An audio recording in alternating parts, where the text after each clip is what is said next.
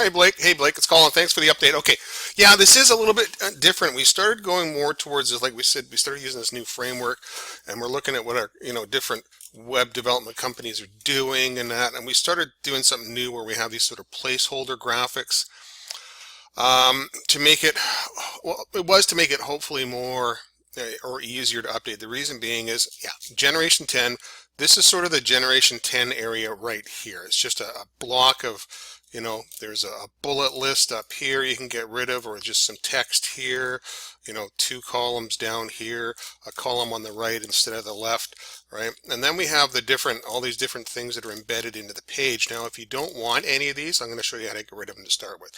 First, put your cursor right in here. Just click on the picturey thing here, right? Save for the info box carousel if you want to get rid of it. And then right up here where it says this DWT editable region, slide your cursor over to the right and just click once. Click on this container wrapper. Hit delete. That whole thing is gone out of the page, so you don't have to go through digging through the code. Same with this, say this call to action, right? Go to where it says DWT editable, and then over to the div container wrapper, click it once and press delete. So if you don't want any of those components, get rid of them. Now, the reason we use the little sort of placeholder images instead of doing it right in the page itself is because when there's a style sheet applied to all this, it makes it really awkward to sort of go through and update. So we put these placeholders so you can just sort of anywhere on here, you just double click even. Okay, so that's, sorry, not double click, but right click, and we've got the oh, you know what? I see it. I haven't actually tried this in SharePoint Designer 2007. I created this in Expression Web 4, where you just sort of right click and there's an open file option. Oh, okay. Well, anyways, on this one, if you were to double click, it shows you where the library element is located. It's the library component. So the info box carousel, infoboxcarousel.htm. So basically in your library components, there's the info box carousel and there's the library page right there. And I did it like this as opposed to like putting this code directly in the index page, because we can actually remove the style sheet from the page, the library page, and then reapply it in the template page. And what that actually ends up doing is it makes it easier to edit the content. For example, now we can just double click and we can go browse and change the picture using our picture tool, right?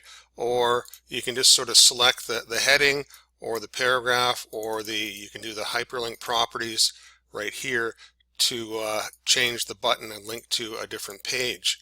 If you were to have all this sort of stuff within the index page itself, because it's a carousel and it has movement and actions, it's really hard. You actually have to go do it pretty much in the code view to do it. But in a library page, we can do it in the design window. Anyways, that's the sort of the long and the short of it. And I see where you're running into troubles. It's the SharePoint Designer 2007 doesn't have the right click, and then, like I said, right here, right click here, then click open file. But we don't have an open file option here. Just want to see if that one works. Oh, that one actually did. Let's see if we can try that again. So in SharePoint Designer, it's open page in new window. That will actually open up the library page. You make your changes, save it, and you're done. Okay, so for the testimonial slider, you right click, open page in new window. There's the slider. Update your comments, your title, your description, your picture here, and anything like that. And if you don't want it, you just sort of click on the go to the DWT editable over to the right, and then boom, and just get rid of it. So I mean, you can get rid of all these sections right here if you don't want it, and just go with the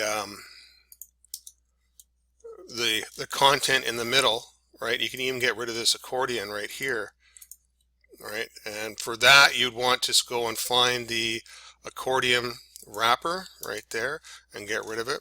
And this quote rotator, featured video, or the menu side, that's all open page, a new window, and there you go, there's your menu there. So that's the big difference, is because we have so many little gadgety gadget things now in the page that we sort of went to these placeholder graphics, at least in the Tempest template, to go and update it. It's not in all of them. It's just it's something we were trying out here. We've gone to different variations depending on the template. But, So that's that.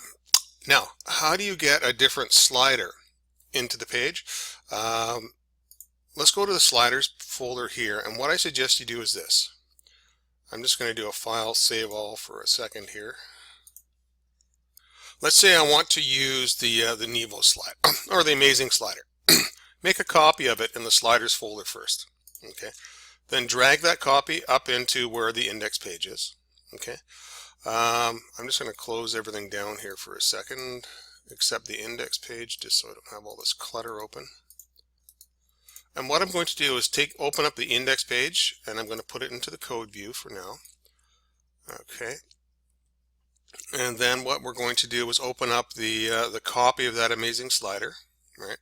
And we're just going to scroll down just a little bit here, and we're looking for component style sheets.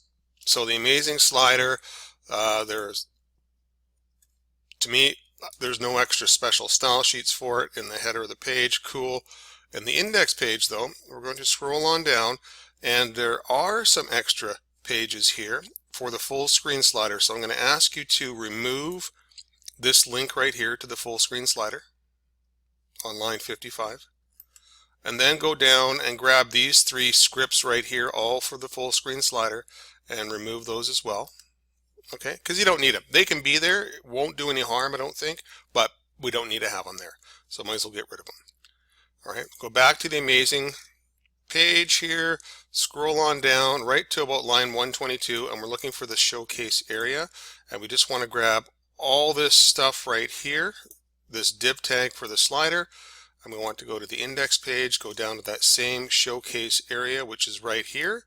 And that's where the full screen slider is, not as much code. So we're just going to basically, in this showcase region right here, there's these 4 lines, just delete it, and then paste in the code from the Amazing slider page right there.